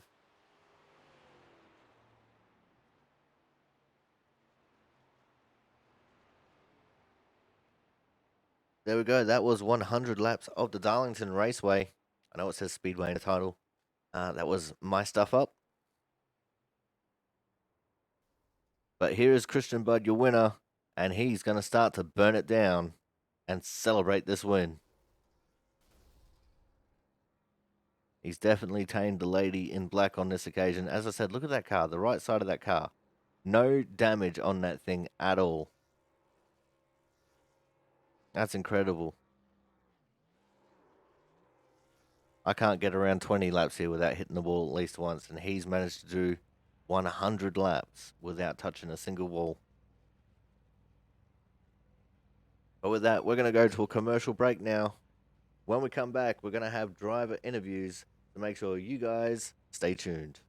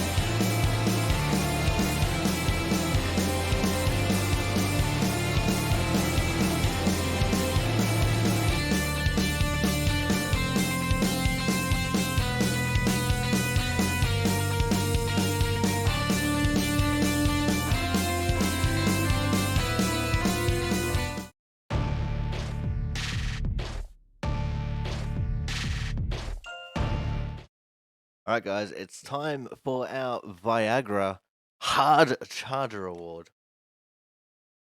And today's Hard Charger, in his first ever top 5, going from P9 to P5 with a gain of 4, we're talking to the 39 car of James Beyblade Watson.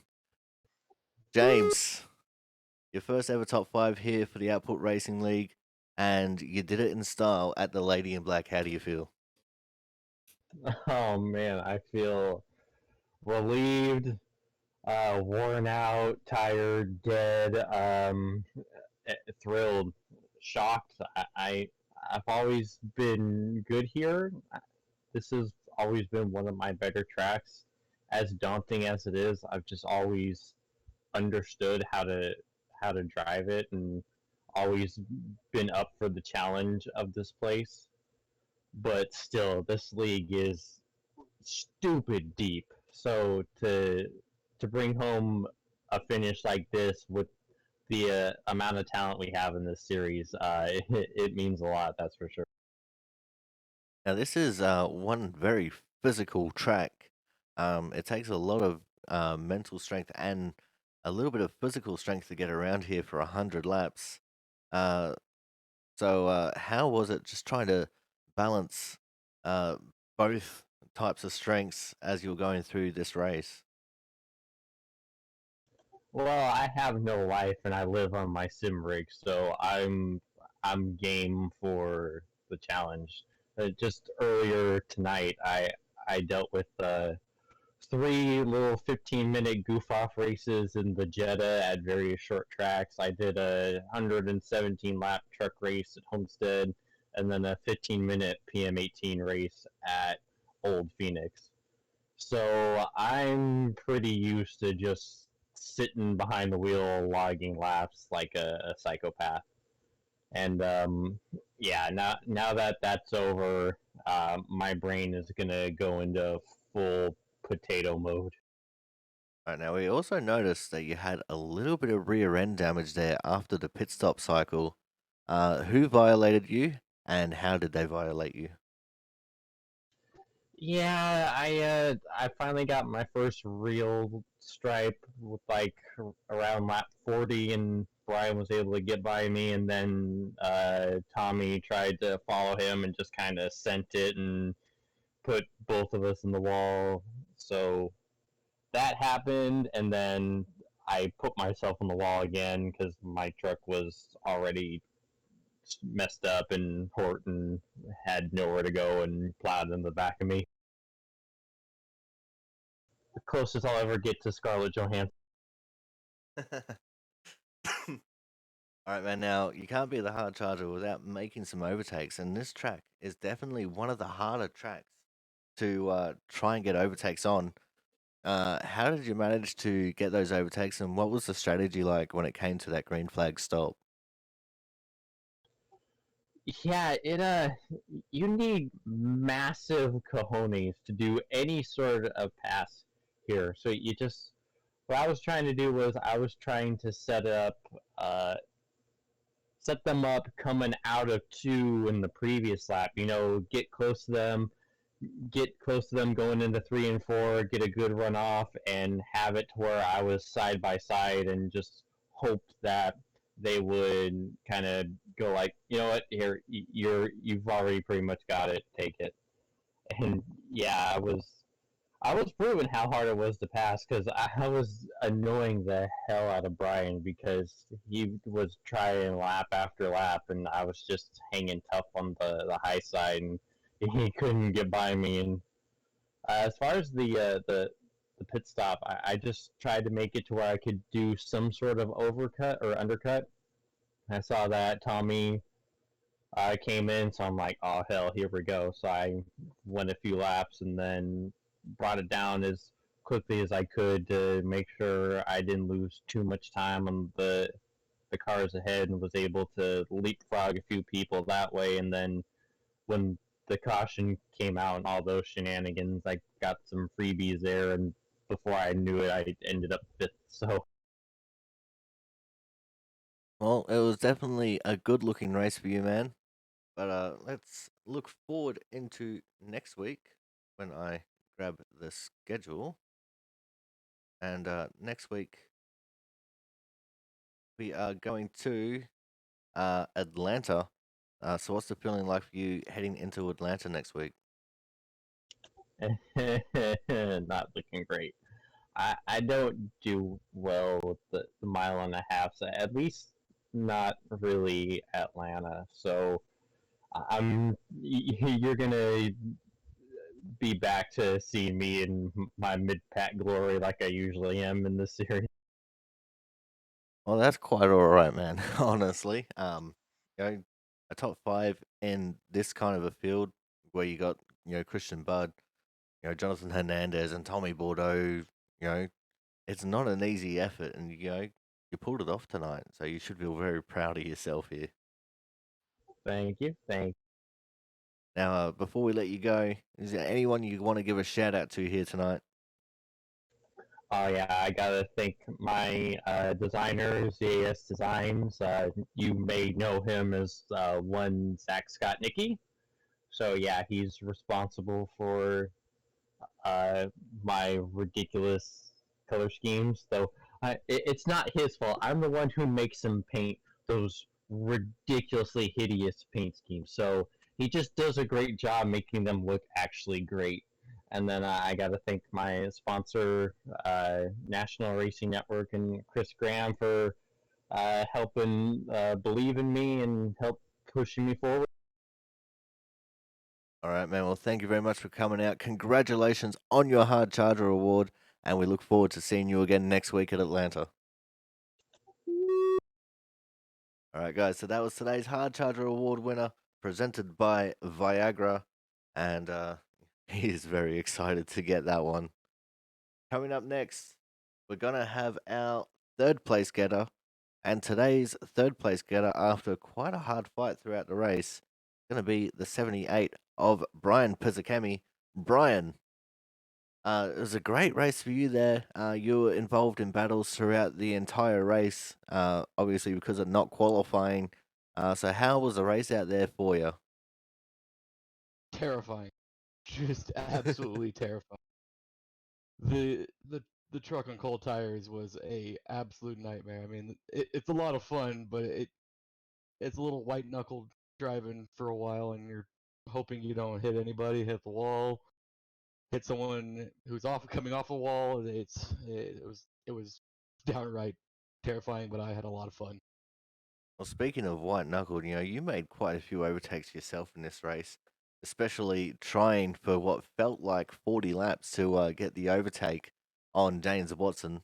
What was that like having that battle, right in the middle of the race there? It was a lot of fun battling because I would get the run out of two, but I couldn't do anything into three.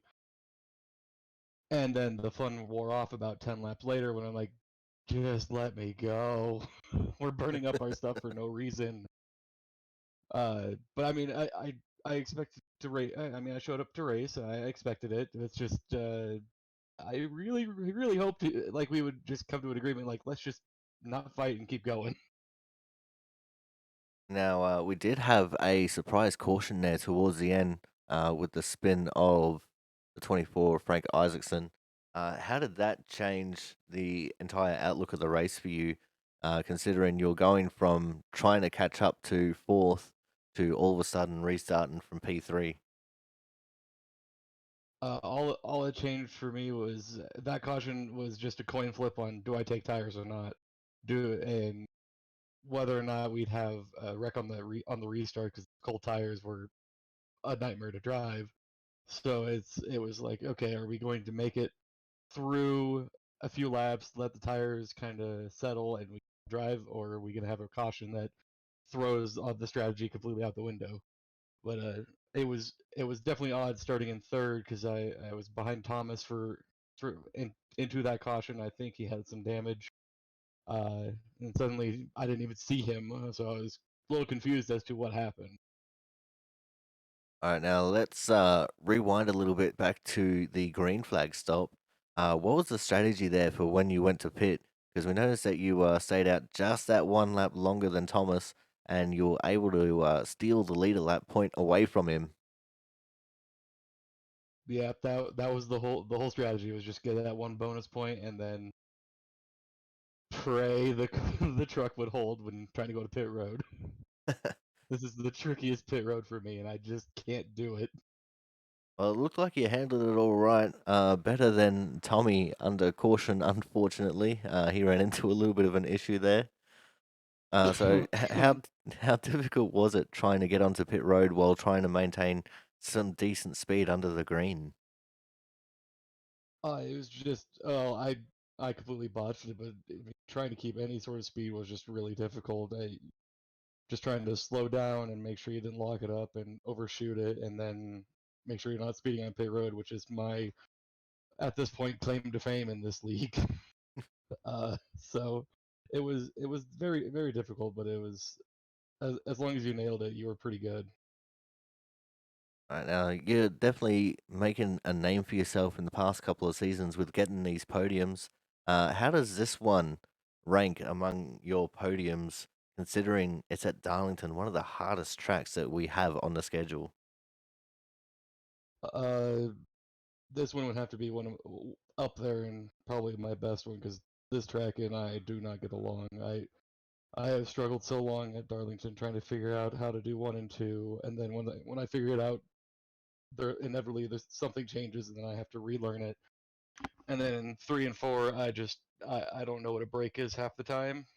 So trying to check up for that and learning how to roll through it has been a bit of a difficulty, but this is definitely a one of them that I will definitely enjoy for a bit. Now let's fast forward to next week. We're going to Atlanta. What's the feeling like for you heading into arguably one of the favorite tracks by a lot of drivers?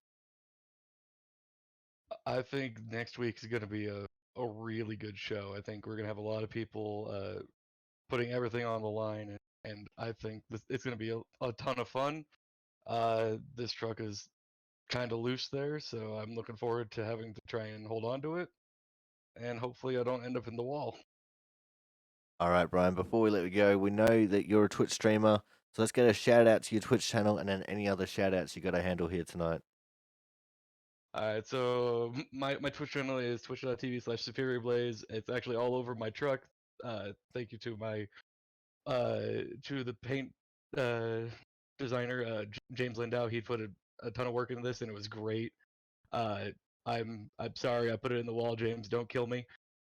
Shout out to you, Corey, for an amazing broadcast, and then shout out to the league admins, drivers, fans, everyone for showing up and helping put on one hell of a event. All right, well, thank you very much for coming out, Brian. Your support for both the channel and for the series is greatly appreciated, and we look forward to seeing what you can do next week at Atlanta. All right, thank you, Corey. All right, guys. So that was our third place getter, Brian Pizzakemi, in the 78 truck. And, it does look pretty damn good, even if he did put it into the wall a few times. Coming up next, we are going to have our second place getter here tonight. And it must feel like he was second for just about the entire race. It is, of course, the 60 of Kyle Kraus. Kyle, you fell back a little bit in the early laps, but you fought back and took that second, and then you just didn't look back from there and just held second for the majority of the race. Kyle?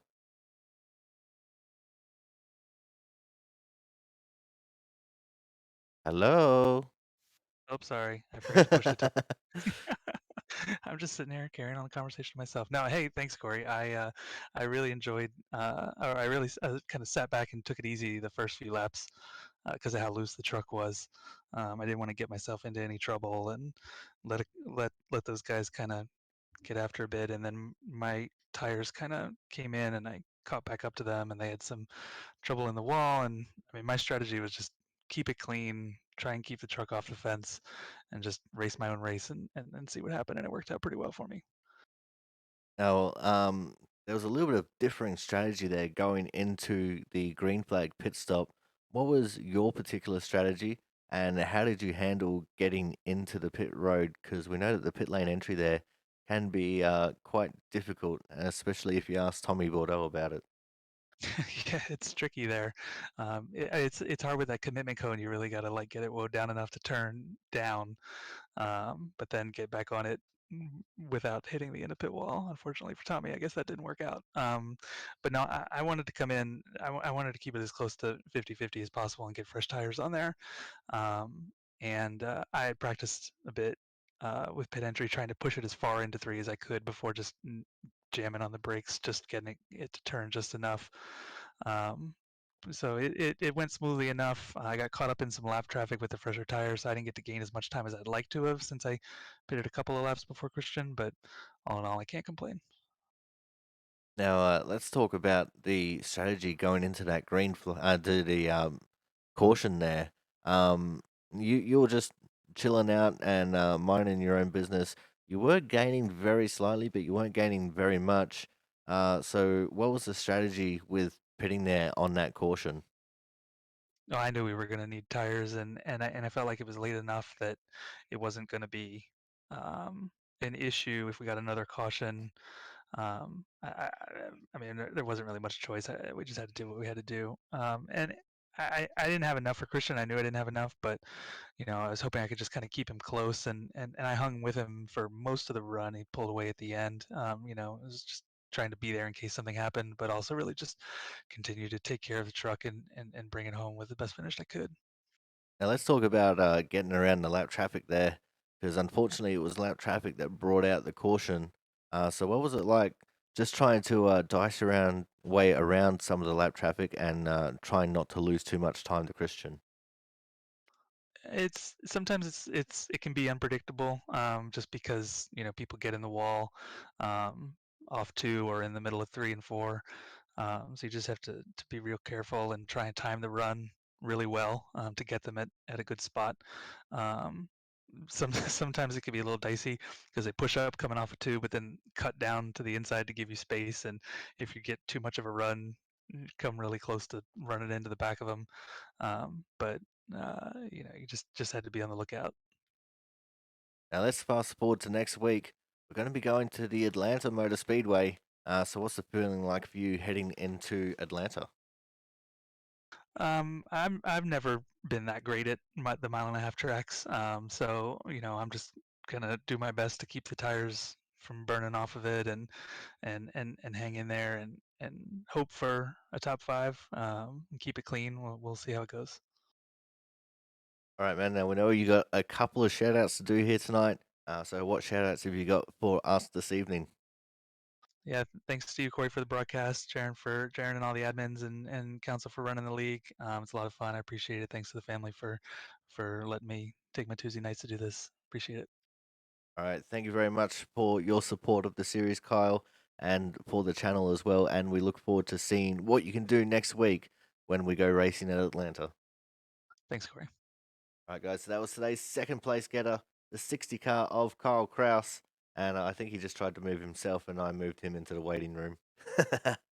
Take that. So coming up next, to no surprise of anyone, we're gonna have our winner here today, and today's winner, which is again no surprise, is going to be the 50 car of Christian Budd. Christian, you might have had last week off, but you definitely made up for that here tonight with a very convincing victory. Yeah, it was a lot of fun. Truck was pretty fun to drive. Um, felt pretty in control the whole race. Would have liked to see it go green at the end, but the one caution wasn't bad for this race, so everybody should be pretty proud of what they were able to do tonight. Yeah, I was honestly expecting at least a little bit more incidents, if not more cautions, because this is probably one of the harder tracks, especially on the cold, fresh tires. Yeah, I think everybody was real cognizant of that. So at the beginning, a lot of guys were really taking it easy, and then when you do that at Darlington, it's going to single file out pretty fast. And then with the way the trucks are, you get a lot of aero push, so it's pretty hard to get up to a guy. And then once you do, most of the times they're going to let you go because you know trying to race side by side into the corner is usually going to end badly. So it doesn't really surprise me that it went green the way it did. Um, but it's just usually the nature of Darlington. Now let's talk about the green flag stop there. What was the strategy like for you as we were getting closer to halfway? Pretty much just didn't want to pit too early and put myself in a bad position. Obviously, guys were gonna stay out and hope for a caution. So for me, it was pretty much I just wanted to go pretty long and then cycle out pretty fast. So in case there was a caution, I wasn't stuck there out there on too old of tires or anything like that. All right, now let's talk about when the caution came out there, right about at 3/4 distance. What was the thought like for you going into that restart? Um, I really didn't think. I mean, Kyle was pretty fast. I felt like during practice and when I'd see him in the race and everything, and he was, at times kind of matching lap times and everything. But at the same time, I didn't really think he would have enough to get around me.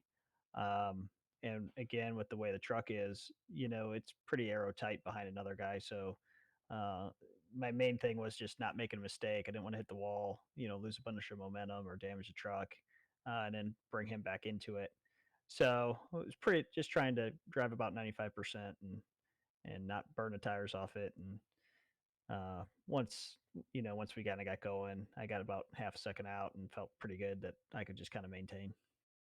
Now let's fast forward to next week, going to the Atlanta Motor Speedway. So, what's the feeling like for you heading to Atlanta for what can be sometimes a bit of pack racing here for the trucks? Yeah, I've only driven it with the truck with open set, and open sets are a little bit different. Just the way things race, everybody's a little bit different, in terms of how their truck handles and things. But I will say that with the updates they've done to Atlanta, they've really taken away a lot of grip on the bottom. So I'm not so sure that you're going to necessarily see a pack race like you used to. Um, I think there's a good chance that you'll see people kind of single file, in a line around the top. Um, but it'll depend on how the truck's set up and what it likes. Um, so I think, my opinion on Atlanta is that they've taken a little bit too much grip out of the bottom, made it a little less useful. So I'd like to see them go back on that a little bit, but that's what we're going to have, and we'll just have to see how it goes. I could be wrong. It could be totally wrong, but that's my feeling. All right, now we know you got a few shout outs here today, and we know that you're also a Twitch streamer. So let's get a shout out to your Twitch channel and any other shout outs you got to handle here tonight. Yeah, you can watch them live at twitch.tv/ChristianBud. Gonna give a shout out to the team, Smith Sim Racing. Got a new truck painted up and looks real nice. Michael Smith doing a great job putting together a great team over there. Bunch of good guys: Ryan Hill, Connor Horn, Connor. Um, uh, I'm blanking on names here, but uh, Ryan Kendall. All these guys just working really hard. Looks like we probably be able to get some guys into the Pro Series here. Well, round two of the Road to Pro Series rather, and you're really excited about that. So we got one more round over there at Dover, and then of course everybody at Output Racing, Jaron for putting on a great league here, and the Aussie Sim commentator for doing an awesome broadcast. All right, well, thank you very much for your support of the league and of the channel. We very much really appreciate it, Christian, and we look forward to seeing what you can do next week at Atlanta. All right, appreciate it. All right, guys, so that was today's winner, the 50 car of Christian Budd. And this is where we're going to end off this broadcast. Thank you all for coming out. Thank you all for supporting the channel, supporting the league, and supporting the YouTube as well. Any like, comment, and subscribe, or just anything you guys do is always greatly appreciated. And we look forward to seeing you guys all next week when we go to the Atlanta Motor Speedway. And I've been your commentator, the Aussie Sim commentator, and we'll see you guys next week.